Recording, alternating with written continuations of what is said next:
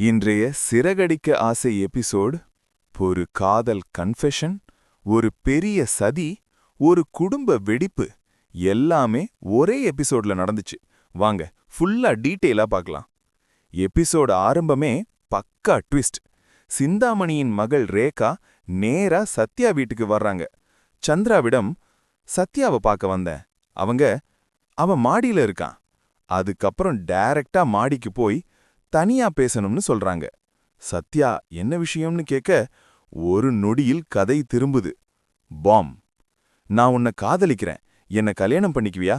Sathya shock, வார்த்தையே வரல. இவங்க ரெண்டு பேரும் பல நாளா பழகினாலும் தாங்கள் பரம எதிரிகளின் வாரிசுகள்னு தெரியாம இருக்காங்க. இந்த விஷயம் சிந்தாமணிக்கு தெரிஞ்சா காதலா கலவரமா? இந்த சீன்லயே டென்ஷன் பீக். முத்து மனோஜ் ரூமுக்கு கட்டில் மாட்டிட்டு இருக்கார்.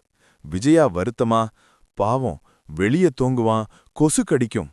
அண்ணாமலை உடனே வெடிச்சு, முடிஞ்ச விஷயத்த பேசாத, இவ்வளோ நாள் வெளியே இருந்தப்போ உனக்கு தெரியலையா? அங்கேயே அந்த பேச்சு கட்டு. மீனா வீட்டுக்கு வந்து கிருஷிக்கு உடம்பு சரியில்லைன்னு ரோஹிணி சொன்னாங்க. அண்ணாமலை கடுப்பா, ரோஹிணிய நம்ப முடியாது, அவங்க வீட்டுக்கு யாரும் போகாதீங்க, ஆனா கிருஷ வேற வழியில எப்படி பார்க்கலாம்னு யோசிங்க. முத்துவும் மீனாவும் மனசு ஹெவி. காய்ச்சலோடு இருக்கிற கிருஷ் நினைச்ச கவலை. அப்போதான் முத்து, எனக்கு ஒரு ஐடியா இருக்கு. அடுத்த எபிசோடுக்கு செட்டப். ஸ்ருதியின் அம்மா அப்பா நீத்துவ நேர்ல சந்திச்சு 9 lakh rupees கையில கொடுத்து, ரவியோட வாழ்க்கையிலிருந்து விலகிப்போ, மேலும் ஸ்ருதியிடம் மன்னிப்பு கேள்.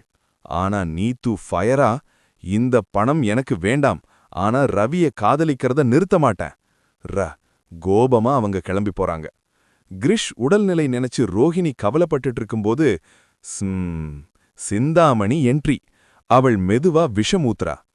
கிரிஷ் சொன்னதுக்காக மீனாவை கூப்பிடாத, மனோஜ பார்க்கணும்னு கிரிஷ் சொன்ன மாதிரி சொல்லு, அவனை உன் பக்கம் இழுத்துக்கோ. பாம். இப்போ ரோஹிணி என்ன முடிவெடுக்க போறாங்க? மீனா முத்து சிக்கலா? கிரிஷ் மனோஜ் கான்ஃப்ளிக்ட் வெடிக்குமா? இந்த எபிசோட்ல காதல், டீமன், குடும்ப போர் எல்லாமே மிக்ஸ்.